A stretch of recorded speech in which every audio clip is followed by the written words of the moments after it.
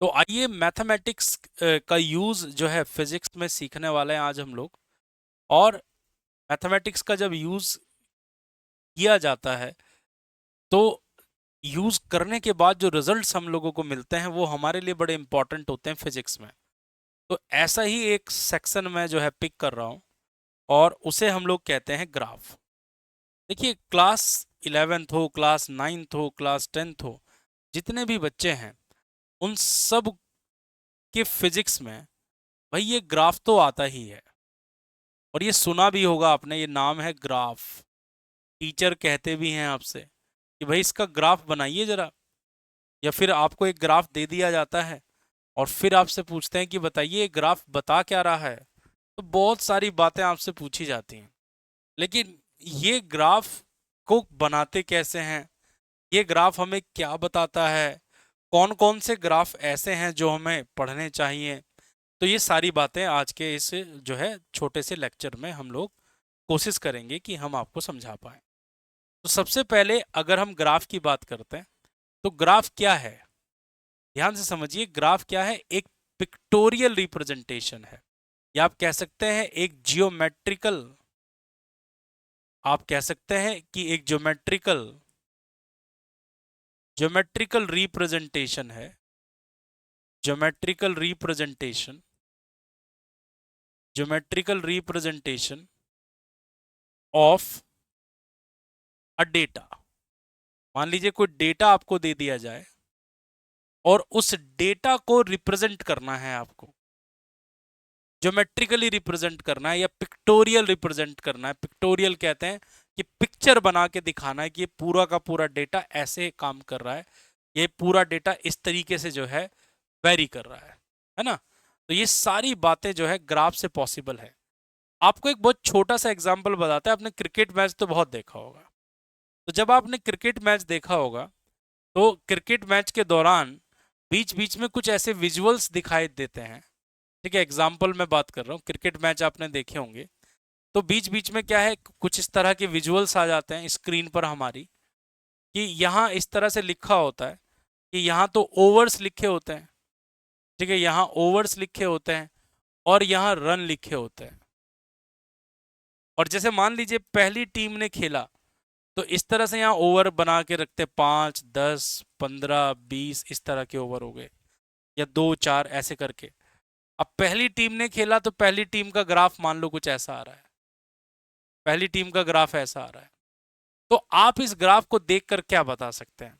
आप इस ग्राफ को देख के बता रहे हैं कि भैया देखिए बड़ी ताबड़तोड़ बैटिंग हुई है, भाई यहाँ पर शुरुआत में बहुत तेज रन बने, है ना। आप इस ग्राफ को देख के क्या कहोगे? इस ग्राफ को देख के कहोगे भैया शुरुआत में तेज रन बने, फिर धीरे धीरे रन क्या हो गया, थोड़ा कांस्टेंट रहा, फिर अचानक से रन बने, फिर थोड़ा सा कांस्टेंट रहा, फिर बहुत तेज रन बने। आप यही तो कहोगे, क्योंकि ये ग्राफ किस किस के बीच में बनाया हम लोगों ने? ये ग्राफ एक रन और ओवर के बीच में हमने ये ग्राफ बनाया है। अब दूसरी टीम खेलने आई और दूसरी टीम खेलने आई तो उसका जो ग्राफ है जो आपको बताया गया, किसी ने बताया कि भाई जो दूसरी टीम खेलने आई वो उसका ग्राफ कुछ ऐसा था, ऐसा।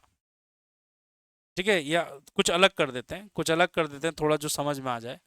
तो जो दूसरी टीम खेलने आई है, ये भाग गया, वापस ले आते हैं। पहली टीम का कहाँ गया? ओहो, पहली टीम का ग्राफ भी भाग गया, देखो हमारा। दोबारा बनाते हैं, चलो कोई नहीं। तो ये पहली टीम का ग्राफ बना देते हैं दोबारा से। मान लीजिए कुछ ऐसा ग्राफ था पहली टीम का, है ना। और दूसरी टीम जो खेलने आई उस दूसरी टीम का ग्राफ ऐसा था, ऐसा था दूसरी टीम का। दूसरी टीम का ग्राफ कुछ ऐसा था, या फिर ऐसे कर सकते हो आप। ये देखिए, ये टीम ए है और ये टीम बी है। बड़े आराम से सीखना जो मैं सिखा रहा हूं आज आपको, बड़े आराम से सीखना। ठीक, तो इनसे क्या पता चल रहा है? मान लीजिए कोई आपके सामने ये लेके आया, मैच खत्म हो गया, मैच खत्म होने के बाद कोई आपके सामने ये लेके आ गया, तो आप देख के बता सकते हैं। क्या बता सकते हैं देख के? आप ये कहोगे यार जो दूसरी टीम थी ना, शुरुआत में तो यार बहुत तेज मारा उन्होंने रन, लेकिन बाद में फिर रन रेट गिर गया और वो जो है रन नहीं बना पाए, हार गए, क्योंकि ये वाली लाइन यहां पे टच नहीं हो रही है। तो दोस्तों मैं आपको सिर्फ इतना बताना चाह रहा हूं, मैं आपको सिर्फ इतनी चीज सिखाना चाह रहा हूं कि ग्राफ एक ऐसी टेक्निक है मैथमेटिक्स की जिसकी हेल्प से आपके पास जितना भी ज्योमेट्रिकल डेटा, मतलब जितना भी मैथमेटिकल डेटा होगा, जितना भी गणितीय रूप से आपके पास आंकड़े हैं, आंकड़े कहते हैं हिंदी में है ना डेटा, तो उन सबको आप एक इमेज फॉर्म में दिखा सकते हो, यानी कि एक पिक्चर के तौर पे आप यहां उसको रिप्रेजेंट कर सकते हो। तो इस चीज को हम लोग क्या कहते हैं, ग्राफ कहते हैं। उम्मीद करता हूं कि ये बात आपके समझ में आई होगी कि ग्राफ का मतलब क्या है। ग्राफ का मतलब है एक ज्योमेट्रिकल रिप्रेजेंटेशन दे रहे हो आप, किसको, डेटा को दे रहे हो। अब ग्राफ की कुछ जरूरी बातें हम समझ लेते हैं। देखो जनरली फिजिक्स में जो ग्राफ बनाया जाएगा वो हम लोग जो है सेकंड क्वाड्रेंट और फर्स्ट क्वाड्रेंट का ही यूज करते हैं।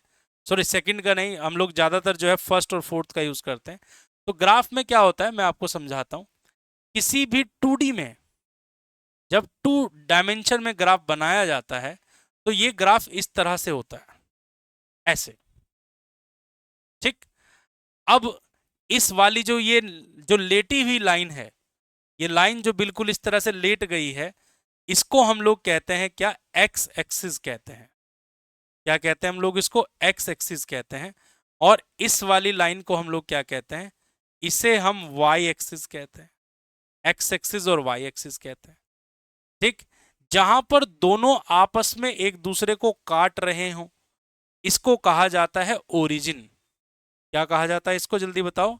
इसको ओरिजिन कहा जाता है, और हिंदी में इसको मूल बिंदु कहते हैं। लिख देता हूं चलो हिंदी में, कोई बच्चा हिंदी में पढ़ रहा होगा तो उसको भी समझ में आ जाएगा कि इसको मूल बिंदु कहते हैं।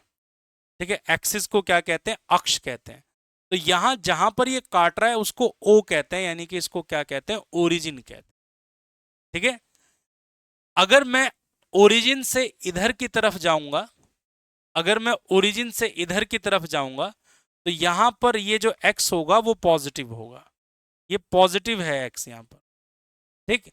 ऊपर की तरफ जाऊंगा तो ये वाई कैसा है, ये वाई आपका पॉजिटिव है। अगर मैं इधर की तरफ जाऊंगा तो यहां एक्स कैसा है, नेगेटिव है।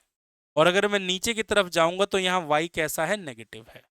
तो कुल मिला के, ठीक है, कुल मिला के अगर हम बात करें, क्या बात करें, कि भाई 4 क्वाड्रेंट जो है आपके हैं। देखो क्लास के लास्ट में ही आप सारी चीजें जो है हमसे डिस्कस करेंगे, हम डेफिनेटली आपको बताएंगे। अभी जो है पूरा का पूरा जो फोकस है वो यहाँ पर रखिए। आपके जितने भी सवाल हैं सब सारे सवालों का जवाब देने की कोशिश करेंगे। तो जो पहला है इसको कहते हैं, पहला इसको कहते हैं क्वाड्रेंट, हिंदी में कहते हैं चतुर्थांश। ये फर्स्ट क्वाड्रेंट होता है। ठीक है, ये इसको कहते हैं हम लोग फर्स्ट क्वाड्रेंट हो गया। ये हो गया हमारा सेकंड क्वाड्रेंट, ये सेकंड क्वाड्रेंट हो गया। ये हुआ हमारा थर्ड क्वाड्रेंट, ये हुआ हमारा थर्ड क्वाड्रेंट। और ये हुआ हमारा फोर्थ क्वाड्रेंट। याद रखिएगा ग्राफ में चलने का जो तरीका होता है, ग्राफ में जब आप एंगल भी चेक करते हैं तो हमेशा ऐसे चेक करते हैं, एंटी क्लॉकवाइज ही आपको चलना है। कैसे चलना है भैया, याद रखेंगे, ऐसे एंटी क्लॉकवाइज ही चलना है आपको। ऐसे ऐसे चलते हैं। ये 1 से 2 जो हम जा रहे हैं एंटी क्लॉकवाइज जा रहे हैं, एंटी क्लॉकवाइज चलना होता है। ठीक है, ये बात याद रखेंगे, ये बात बड़ी इंपॉर्टेंट है। तो जो आपके क्वाड्रेंट है, जो पहला क्वाड्रेंट है, ठीक है, जो हमारा पहला क्वाड्रेंट है, क्वाड्रेंट, जो हमारा पहला क्वाड्रेंट है, ठीक, तो पहले क्वाड्रेंट का कोऑर्डिनेट ऐसे लिखा जाता है, इसको लिखा जाता है ऐसे प्लस प्लस, यानी कि यहां x भी प्लस है और y भी प्लस है। सेकंड जो क्वाड्रेंट होता है, सेकंड क्वाड्रेंट होता है आपका, x इसमें माइनस होता है, x नेगेटिव होता है और y इसमें पॉजिटिव होता है।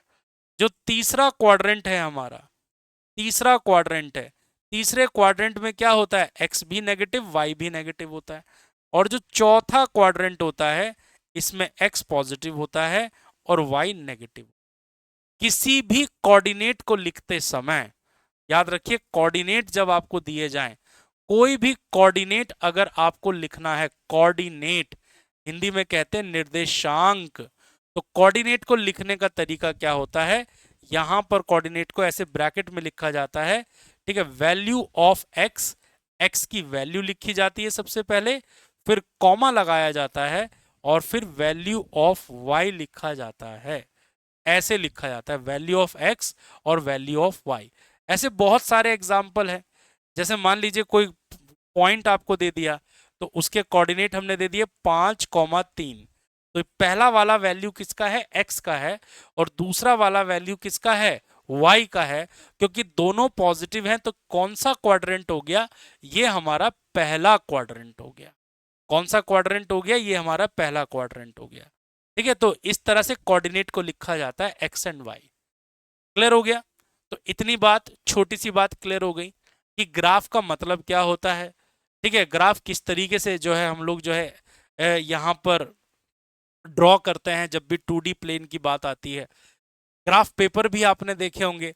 ग्राफ पेपर में इस तरह से छोटे छोटे जो है बॉक्स बने होते हैं। ठीक, वो हम जो है बाद में बात करेंगे कि जो ग्राफ शीट होती है, उस ग्राफ शीट को कैसे बनाया जाता है। जब भी कोई चीज दे दी जाए आपको, तो वो ग्राफ आप कैसे तैयार करेंगे, ठीक है, वो अलग एक्टिविटी हम लोग करेंगे। फिलहाल हम आगे बढ़ते हैं, बात करते हैं कि सर ग्राफ बनाते समय एक्स पर किसको लेना चाहिए और वाई पर किसको लेना चाहिए। तो जब भी आप ग्राफ बनाएं तो इस बात का विशेष ध्यान रखें। जब भी आप ग्राफ बनाएं इस बात का विशेष ध्यान रखें कि अगर आप दो चीजों के बीच में ग्राफ बना रहे हैं, ठीक, मान लीजिए मैंने आपको एक ग्राफ दिया, मैंने कहा कि आप y is equal to 2x के बीच ये ग्राफ बनाकर दिखाओ, y is equal to 2x। तो याद रखेंगे यहां पर हम क्या देख पा रहे हैं इस इक्वेशन में कि y की वैल्यू x पर डिपेंड कर रही है। क्या हम क्या कह रहे हैं कि जो y की जो वैल्यू है, y की जो वैल्यू है वो x पर डिपेंड कर रही है। y की वैल्यू किस पर डिपेंड कर रही है, जल्दी से बताइए। y की वैल्यू x पर डिपेंड कर रही है। ठीक है, y की वैल्यू किस पर डिपेंड कर रही है भाई, x पर डिपेंड कर रही है। तो इसका मतलब y एक कैसा फंक्शन है, इसलिए हम कहेंगे y कैसा है भाई, y डिपेंडेंट है। y कैसा है, y डिपेंडेंट है। ठीक है, और x कैसा है भैया, x जो है इंडिपेंडेंट है। x कैसा है, इंडिपेंडेंट। ठीक है भाई, x को बदलने से y बदल जाएगा, x को बदलने से y बदल जाएगा। या फिर आप क्या क्या लिख सकते हो, या फिर आप क्या लिख सकते हो, जल्दी से बताइए।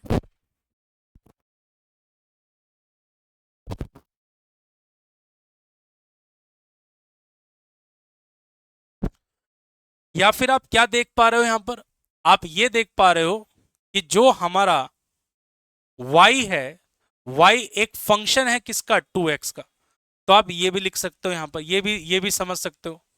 आप ये समझ सकते हो y is a function, y is a function of x, y is a function of x।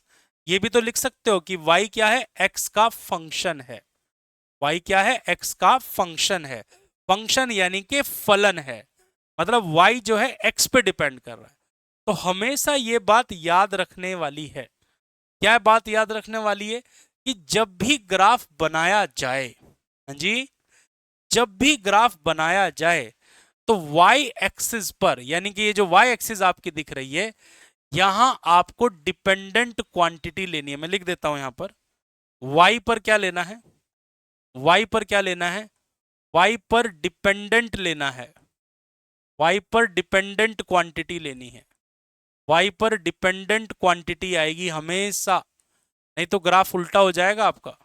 और x पर कैसी क्वांटिटी आएगी, x पर आएगी आपकी इंडिपेंडेंट क्वांटिटी। x पर कैसी क्वांटिटी आएगी, जल्दी बताइए। इंडिपेंडेंट क्वांटिटी आएगी। कैसी क्वांटिटी, इंडिपेंडेंट क्वांटिटी आएगी। ये बात याद रखिएगा, ठीक है। चलिए, तो ये बात इंपॉर्टेंट है। हाँ बिल्कुल, x की वैल्यू चेंज करेंगे तो y अलग अलग आएगा, ठीक है। तो इसीलिए हम कहेंगे y is a function of x। तो y को इधर बनाया जाएगा, x को इधर। जैसे मान लो अगर मैं एक एग्जांपल आपको दूं या हम समझने की कोशिश करें, मान लीजिए मैं ये कहता हूं मैं ये कहता हूं कि डिस्प्लेसमेंट, मैं ये कहता हूं कि जो डिस्प्लेसमेंट है, displacement x is equal to 2t+1, ये मैंने आपको दिया और मैंने आपसे कहा कि बताइए डिस्प्लेसमेंट का और टाइम का ग्राफ बनाइए। इसका ग्राफ बनाइए, डिस्प्लेसमेंट वर्सेस टाइम बनाइए। तो आप क्या करेंगे, आप जब ग्राफ प्लॉट करेंगे तो आप देखेंगे कि x की वैल्यू t पर डिपेंड कर रही है, तो x को आप इधर ड्रॉ करेंगे और t को इधर ड्रॉ करेंगे। ये वाला सही है, ऐसा करना सही है। लेकिन अगर किसी बच्चे ने गलत कर दिया, किसी बच्चे ने ऐसा कर दिया कि उसने टाइम को तो इधर ले लिया, किसी बच्चे ने ऐसा कर दिया कि उसने टाइम को तो यहां ले लिया और डिस्प्लेसमेंट को यहां ले लिया, डिस्प्लेसमेंट को हिंदी में विस्थापन कहते हैं, ठीक, तो ये गलत है, ये गलत माना जाएगा। ठीक है, ये वाला गलत माना जाएगा।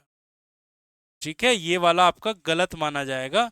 सही कौन सा माना जाएगा, सही आपका ये वाला माना जाएगा। ठीक है, तो हमेशा याद रखिएगा जो क्वांटिटी इंडिपेंडेंट है उसको नीचे एक्स एक्सिस पे लेके आना है और जो क्वांटिटी डिपेंडेंट है उसको कहां लेके जाना है, उसको वाई एक्सिस पे लेके जाना है। ठीक, पक्की बात, समझ गए? बिल्कुल। अब कुछ स्टैंडर्ड शेप होती हैं ग्राफ की। सबसे पहले समझिए स्ट्रेट लाइन का कॉन्सेप्ट। देखिए स्ट्रेट लाइन, ठीक है, स्ट्रेट लाइन को समझो सबसे पहले। स्ट्रेट लाइन, स्ट्रेट लाइन यानी कि सीधी रेखा कह सकते हो आप इसको। आप इसको क्या कह सकते हो, सीधी रेखा या सरल रेखा कह सकते हो। तो कोई भी स्ट्रेट लाइन अगर ग्राफ बन रहा है, अगर ग्राफ कैसा है, अगर ग्राफ कैसा है, याद कर लीजिए, मैं ज्यादा डिटेल में नहीं पढ़ाऊंगा आपको, मैं पहले आपको बेसिक आपका क्लियर करूंगा ना। तो ये तो बहुत, ग्राफ थ्योरी तो अपना आप में एक सब्जेक्ट है। अगर ग्राफ कैसा है, ठीक है, अगर ग्राफ स्ट्रेट लाइन है तो इसका मतलब क्या होता है। सबसे पहले आप समझते हैं स्ट्रेट लाइन क्या होती है। ये ऐसे ऐसे ये कोई स्ट्रेट लाइन होती है और आप समझते हैं कि स्ट्रेट लाइन की मैथमेटिकल इक्वेशन क्या होती है। मैथमेटिकल इक्वेशन होती है y is equal to m x plus c. ये किसी भी स्ट्रेट लाइन की इक्वेशन होती है और इस स्ट्रेट लाइन की जो इक्वेशन होती है इसमें जो ये m होता है इसको क्या कहते हैं हम लोग, स्लोप कहते हैं। ये बात याद रखिएगा, स्लोप को हिंदी में क्या कहते हैं, ढाल कहते हैं। और स्लोप होता क्या है, स्लोप क्या होता है ये बात आपको पता होनी चाहिए। ये m is equal to ten theta होता है और थीटा वो एंगल है, ठीक है, जो लाइन ने बनाया है एक्स एक्सिस के साथ। ठीक है, तो थीटा क्या है, थीटा है angle, angle with horizontal line. ठीक है, हॉरिजॉन्टल लाइन, तो हॉरिजॉन्टल लाइन के साथ किसी भी लाइन ने कितना एंगल बनाया है उसको थीटा कहते हैं हम लोग, स्लोप कहते हैं इसको। और ये जो सी होता है ना, इस सी को हम लोग क्या कहते हैं, इस सी को हम लोग कहते हैं, या नाम याद कर लीजिएगा, इस सी को हम लोग कहते हैं वाई इंटरसेप्ट। क्या कहते हैं हम लोग इसको, वाई इंटरसेप्ट कहते हैं। ठीक है, इसको कहते हैं वाई कटान। ठीक है, या प्रतिच्छेदन, है ना, हिंदी देखो कितनी अच्छी है, प्रतिच्छेदन। ठीक है, वाई पर वो कहां काटेगा। ठीक, अब देखिए सबसे इंपॉर्टेंट बात, ये बात तो हमें समझ में आ गई कि स्ट्रेट लाइन का इक्वेशन क्या होता है, ये बात भी हमें सब समझ में आ गई, हमको सब समझ आता है बाबू, ये वाली बात समझ में आ गई। लेकिन आप ये बात याद रखिए कि स्ट्रेट लाइन ग्राफ बनते कब है? स्ट्रेट लाइन ग्राफ कब बनते, किस केस में बनते हैं? तो याद रखिएगा, जर्नली याद रखिएगा, when y is proportional to x, जब y x के प्रोपोर्शनल हो, हिंदी में कहते हैं अनुकर्मानुपाती या समानुपाती। जब y प्रोपोर्शनल टू x हो, यानी कि जब y का मान बढ़ रहा है जब हम x को बढ़ा रहे हैं, और प्रोपोर्शनल का मतलब है मैंने इसको 2 गुना किया तो मतलब जो जो चेंज इसके अंदर आ रहा है, मतलब मैं x को चेंज करता जाऊंगा तो y भी चेंज होता चला जाएगा। मैं इसको बढ़ाऊंगा तो ये बढ़ेगा, मैं इसको घटाऊंगा तो ये घटेगा।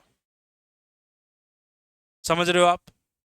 तो y प्रोपोर्शनल टू अगर x है, y अगर x के प्रोपोर्शनल है, तो ऐसे ग्राफ जनरली क्या होते हैं, ऐसे ग्राफ जो हैं स्ट्रेट लाइन आते हैं। ऐसे ग्राफ ये होते हैं, ये ऐसे ग्राफ, ये इस तरह के ग्राफ होते हैं y प्रोपोर्शनल टू x। जैसे आप कह सकते हैं कि प्रेशर प्रोपोर्शनल टू टेम्परेचर, उदाहरण के तौर पर आप कह सकते हैं। उदाहरण के तौर पर अगर आपसे कोई ये कहे कि P प्रोपोर्शनल टू T, तो ग्राफ बनाओ प्रेशर और टेम्परेचर का। तो प्रेशर और टेम्परेचर का ग्राफ आप कैसे बनाएंगे? आपने कहा भाई इधर P ले लेते हैं, इधर T ले लेते हैं, टेम्परेचर। ठीक, तो ग्राफ कैसा है? टेम्परेचर बढ़ाने पर प्रेशर बढ़ता जा रहा है। टेम्परेचर बढ़ाने पर क्या हो रहा है? टेम्परेचर बढ़ाने पर जो प्रेशर है वो बढ़ता जा रहा है, वो इंक्रीज कर रहा है। समझ में आ रही है मेरी बात? जल्दी से बताइए। ये बात क्लियरली आपको समझ में आनी चाहिए। ये बात बड़ी इंटरेस्टिंग है और इंपॉर्टेंट भी है।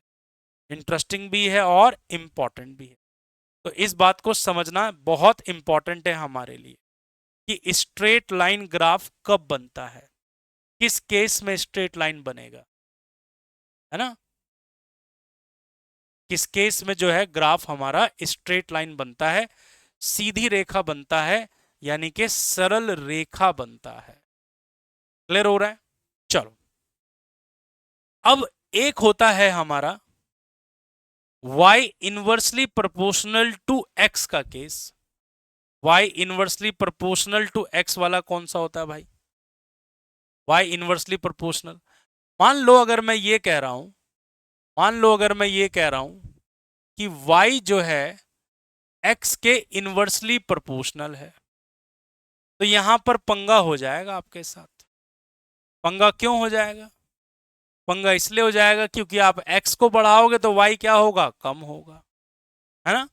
x को बढ़ाने पर y कम होगा, और x को कम करने पर y क्या होगा? बढ़ जाएगा। तो ऐसे जो ग्राफ आपको मिलते हैं, ऐसे ग्राफ कुछ इस तरह के होते हैं। ठीक है, ऐसे जो ग्राफ होंगे आपके वो कुछ इस तरह के होंगे। ये ऐसे वाले ग्राफ होंगे कुछ, कि मैं y और x के बीच में रिलेशन पढ़ रहा हूं कि जैसे जैसे मैं x को घटा रहा हूं वैसे वैसे y भी क्या हो रहा है? घट रहा है। ठीक है, क्लियर है? ये वाली बात आपको क्लियर होनी चाहिए। ये बात बड़ी इंपॉर्टेंट है, इस बातों को याद रखें। तो प्रोपोर्शनल के लिए स्ट्रेट लाइन बनता है। इसका कोई एग्जाम्पल हो सकता है क्या? हाँ, इसका एग्जाम्पल हो सकता है, क्योंकि P और V के बीच में कैसा रिलेशन होता है? इनवर्स रिलेशन होता है। P और V के बीच में कैसा रिलेशन होता है? इनवर्स रिलेशन होता है। तो अगर P और V के बीच में इनवर्स रिलेशन है, तो इसका मतलब क्या होगा? अगर मैं ऐसा ग्राफ बनाने की सोचता हूं, ऐसा ग्राफ बनाने की सोचता हूं, तो इधर मैं प्रेशर ले लेता हूं, इधर मैं वॉल्यूम ले लेता हूं, ठीक है, और ये वाला ग्राफ जो है फिर हमारा कुछ इस तरह से आएगा। ये ग्राफ हमारा कुछ ऐसे आएगा। ये बात आपको समझनी, इनवर्स रिलेशन वाली बात आपको समझनी। ठीक है, चलो, तो ये बातें बड़ी इंपॉर्टेंट है। स्ट्रेट लाइन, अब ध्यान से समझना मेरी बात को। अब मैं जो बात आपको बताने वाला हूं, देखिए ध्यान से समझो मेरी बात। जो एक्सिस होती हैं हमारी, सबसे पहले याद रखिएगा, ये एक्स एक्सिस हो गई, ये हमारी कौन सी एक्सिस हो गई? ये हमारी एक्स एक्सिस हो गई, और ये हमारी वाई एक्सिस हो गई। एक्स एक्सिस और वाई एक्सिस, ठीक। तो एक्स एक्सिस की इक्वेशन क्या है? कोई पूछ ले, अगर आपसे कोई पूछ ले तो आप कहेंगे एक्स एक्सिस की इक्वेशन क्या होती है? y is equal to 0। X axis की इक्वेशन क्या होती है? एक्स एक्सिस की इक्वेशन होती है y इज इक्वल टू 0। और y एक्सिस की इक्वेशन क्या होती है? कोई आपसे पूछ ले, y एक्सिस की इक्वेशन क्या होती है? तो y एक्सिस की इक्वेशन होती है x इज इक्वल टू 0। अगर मैं आपसे ये कहूं कि आप एक ग्राफ बनाएं, किसका ग्राफ बनाएं? आप बनाएं y इज इक्वल टू 2 का, y इज इक्वल टू 2 का ग्राफ बनाएं। तो y इज इक्वल टू 2 का है, मान लो नंबर दे देता हूं मैं यहां पर, ये 1 नंबर है, ये 2 नंबर है, ये 3 नंबर है, ठीक है, और ये आपका मान लीजिए 4 नंबर है। ऐसे ही इधर 1 नंबर है, ऐसे ही यहाँ 2 नंबर है, यहाँ 3 नंबर है, और यहाँ 4 नंबर, ठीक है। और आपसे कह रहे हैं कि y इज इक्वल टू 2 बताओ कहां पर बनेगा। तो y इज इक्वल टू 2 का मतलब है x की चाहे कोई भी वैल्यू डाल देना, y फिक्स रहेगा और y की वैल्यू क्या रहेगी? 2 रहेगी।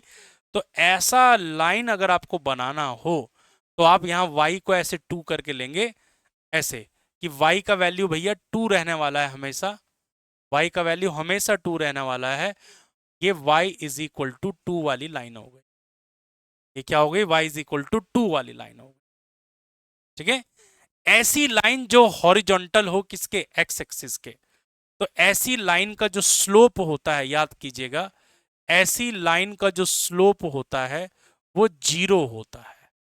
ऐसी लाइन का स्लोप क्या होता है? 0 होता है, ठीक है, क्योंकि इसमें x आया ही नहीं, एम एक्स होता है ना, ठीक। क्या होता है? एम एक्स, इसमें x है ही नहीं, तो यानी कि m 0 हो जाएगा यहां पर। तो ऐसी लाइन का जो स्लोप होता है वो 0 होता है, याद कीजिएगा।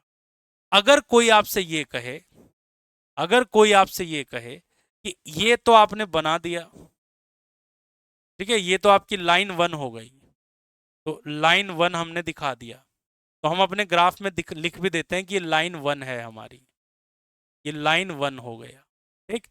अब आपसे कोई कह रहा है, आपसे कोई क्या कह रहा है? ये कह रहा है कि कोई x इज इक्वल टू 3 का ग्राफ बना के दिखाओ, ठीक, x इज इक्वल टू 3 का ग्राफ बना के दिखाओ।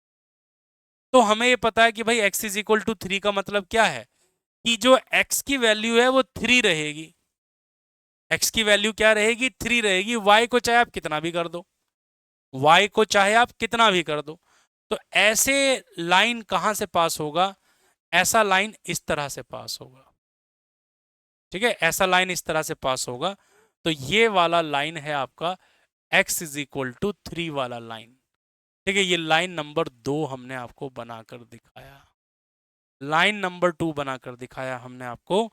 ये क्या था? आपका लाइन नंबर 2 था, ये हमारा सेकंड लाइन था, लाइन नंबर 2 था ये, ठीक। अब जरा ध्यान से समझो, ऐसी लाइन का स्लोप क्या होता है? याद करेंगे सब बच्चे। ऐसी लाइन का जो स्लोप होता है, ऐसी लाइन का जो स्लोप होता है वो इन्फिनिटी होता है। ऐसी लाइन का स्लोप क्या होता है? इन्फिनिटी होता है। क्यों? क्योंकि ये हॉरिजॉन्टल से कितना एंगल बना रही है? ये हॉरिजॉन्टल से यहां से कितना एंगल बना रही है? ये यहां से 90 डिग्री का एंगल बना रही है। कितना एंगल बना रही है मेरे भाई? 90 डिग्री का एंगल बना रही है। तो ऐसे लाइन का स्लोप क्या होता है? इन्फिनिटी। मतलब हम डिफाइन नहीं कर सकते यहां पर, क्योंकि 1090 क्या होता है? अनडिफाइंड होता है, ठीक है। अब यानी कि कॉन्सेप्ट क्या सीख गए हम लोग? कॉन्सेप्ट हम लोग ये सीख गए कि गुरुजी आज के बाद तो भूलना का मतलब ही नहीं होता है, आज के बाद तो भूलेंगे नहीं हम लोग। मैंने कहा भाई क्यों नहीं भूलोगे आप? क्योंकि आपने अपने दिमाग के अंदर ये बात बैठा ली है कि अगर ये एक्स एक्सिस है, अगर ये एक्स एक्सिस है,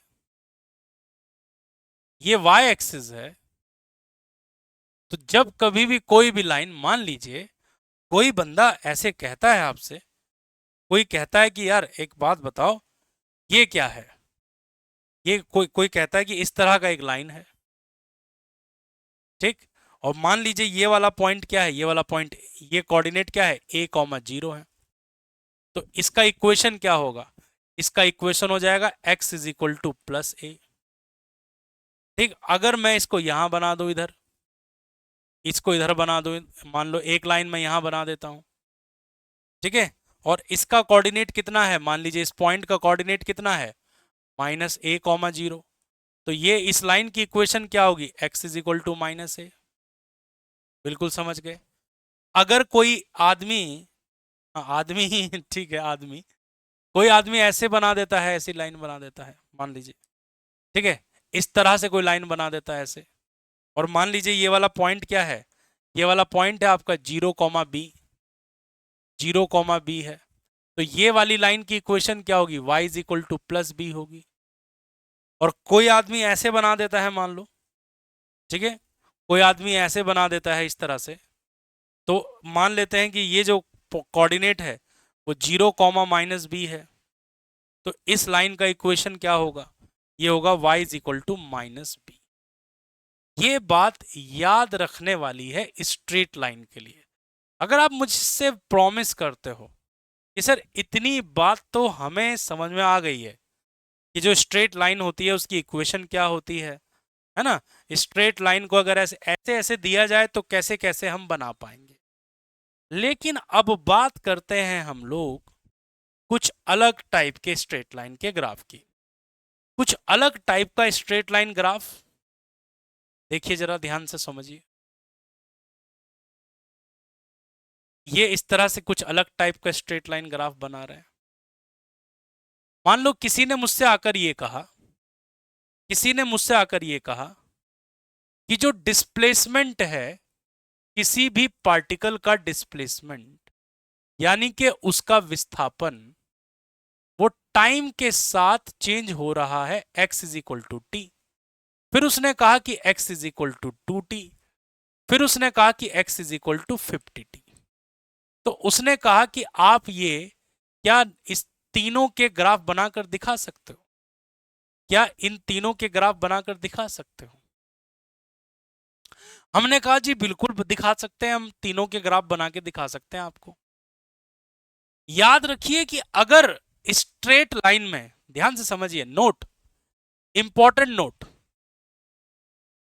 कोई भी लीनियर रिलेशनशिप अगर है, कैसी रिलेशनशिप, लीनियर, मतलब जो दो वेरिएबल हैं इसके अंदर, उन दोनों की पावर अगर एक एक आई है, देखो यहां x की पावर भी एक है और y की, इसकी t की पावर भी एक है, तो अगर दोनों की पावर अगर एक एक आई है तो इसका सिंपल मतलब क्या निकल के आएगा, तो इसका सिंपल मतलब निकल के आएगा कि भैया ये स्ट्रेट लाइन होंगी। लेकिन अगर किसी का भी यहां स्क्वायर आ जाए, कुछ आ जाए, तो स्ट्रेट लाइन नहीं होता है।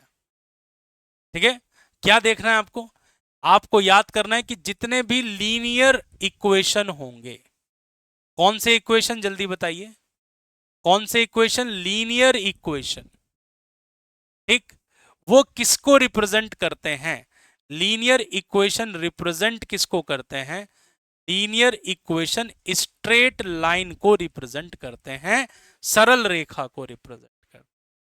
ठीक है, इतनी बात भाई दिमाग में आ रही है सबके, क्या क्या सब बच्चे इतनी बात समझ पा रहे हैं क्या, लीनियर रिलेशनशिप अगर है, और साथ ही साथ आपको यह पता है कि जो स्ट्रेट लाइन होती है हमारी, सुनिएगा, एक और नोट देखिएगा, यहां पर स्टार लगा देते हैं, सुनिएगा, अगर y is equal to m x plus c है,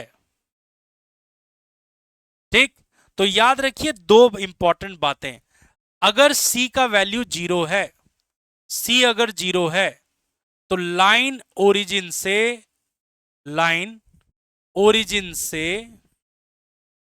लाइन ओरिजिन से होकर जाएगी, लाइन क्या होगी, ओरिजिन से होकर जाएगी, ओरिजिन से पास करवाना है इसको, अगर c क्या है, 0 है। ठीक है, c क्या है, 0, यहां देख लो आप, x बराबर 2t, आगे कुछ नंबर ही नहीं है, आगे कुछ संख्या ही नहीं है, तो इसका मतलब इसका y इंटरसेप्ट 0 है। तो ये सारे के सारे जो लाइन बनाऊंगा मैं, ये बिल्कुल ओरिजिन से इसको ऐसे भेजूंगा मैं। बात समझ में आ रही है क्या, ठीक, बात समझ में आ रही है क्या मेरी, ये वाली बात बड़ी इंटरेस्टिंग है भाई, इसको ध्यान से समझो मेरी बात को, कि अगर जैसे x is equal to t plus 5 अगर हो जाता, तो ये फिर ओरिजिन से पास नहीं होता है ना, ओरिजिन से कब पास होगा, जब ये c का वैल्यू 0 हो जाएगा। तो ये समझो जरा मेरी बात। बात करते हैं m, ये m की वैल्यू जितनी ज्यादा होगी, है ना, जितनी ज्यादा, जितनी ज्यादा वैल्यू होगी, जितनी ज्यादा वैल्यू होगी, जितनी ज्यादा वैल्यू होगी,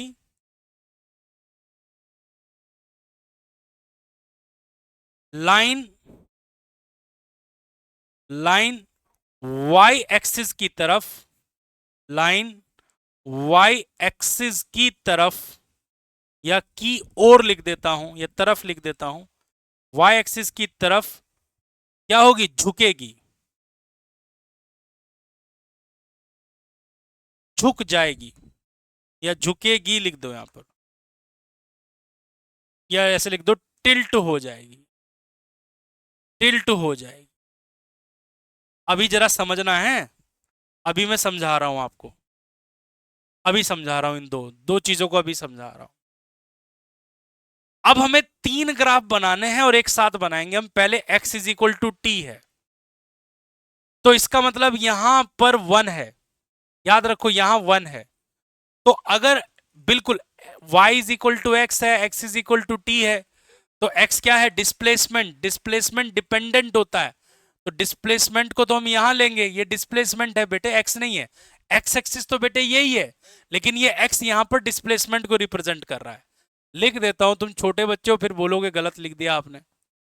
ये x यहां पर कंफ्यूज मत होना, यहां x जो है डिस्प्लेसमेंट को रिप्रेजेंट कर रहा है, और यहां ये जो t है हमारा, वो किसको रिप्रेजेंट कर रहा है, वो टाइम को रिप्रेजेंट कर रहा है।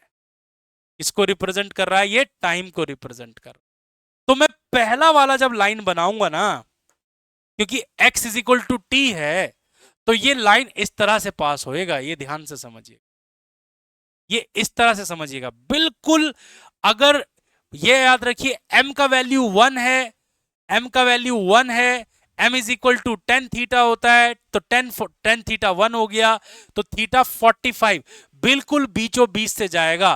तो ये वाला कौन सा है, ये आपका पहला वाला ग्राफ हो गया, x is equal to t वाला हो गया, x is equal to t वाला ग्राफ हो गया आपका। दूसरा है x is equal to two t. अब मैंने क्या बताया था आपको कि जैसे जैसे m का वैल्यू बढ़ेगा, तो ये वाली जो लाइन होगी धीरे धीरे धीरे y की तरफ जाती रहेगी। तो x is equal to two t अगर आपको बनाना है, x is equal to two t आपको बनाना है, तो ये कुछ ऐसे होगा, थोड़ा सा मतलब इस बार थोड़ा सा अलग होगा, ये y की तरफ थोड़ा सा क्या हो जाएगा, झुक जाएगा। तो ये आपका सेकंड वाला graph, y is equal to 50t, थोड़ा सा और झुक जाएगा, थोड़ा सा और झुक जाएगा ये, ठीक है। y is equal to 50t हम बोल रहे हैं, तो 50t का मतलब है थोड़ा सा और झुक जाएगा। तो ये आपका तीसरा होगा, ये अलग कलर ले लेते हैं इसके लिए, ठीक है, ये ग्रीन वाला हम बना देते हैं। तो ये आपका तीसरा ग्राफ होगा। तो ये बात आप समझ पाए क्या, बताइए, ये बात आप समझ पाए क्या? ये बात इंपॉर्टेंट है और इसको समझना है, ये बात इंपॉर्टेंट है और इसको समझना है। ये बात जो है स्लोप के लिए है, कि जैसे जैसे m बढ़ेगा वैसे वैसे ये इधर की तरफ क्या होगा, शिफ्ट होता चला जाएगा। चलो मैं आपको एक जो है ग्राफ देता हूं, मान लीजिए ग्राफ में देता हूं, और मैं आपसे ये कहता हूं कि एग्जांपल जो है मैं दे रहा हूं आपसे, मैं ये कहता हूं कि pressure of a gas, pressure of a gas, pressure of a gas is found to be, pressure of a gas is found to be P is equals to K1T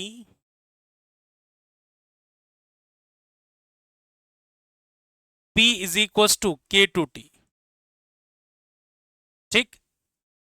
तो ये हमारा केस 1 है, this is case 1 and this is case 2, this is case 2। और ये graph ऐसे बनाया गया है, प्रेशर और टेम्परेचर, इधर प्रेशर और इधर टेम्परेचर, ठीक। और ये ग्राफ ऐसे बना दिया, किसी कोई आदमी आया और उस आदमी ने ये जो ग्राफ है वो ऐसे बना दिया,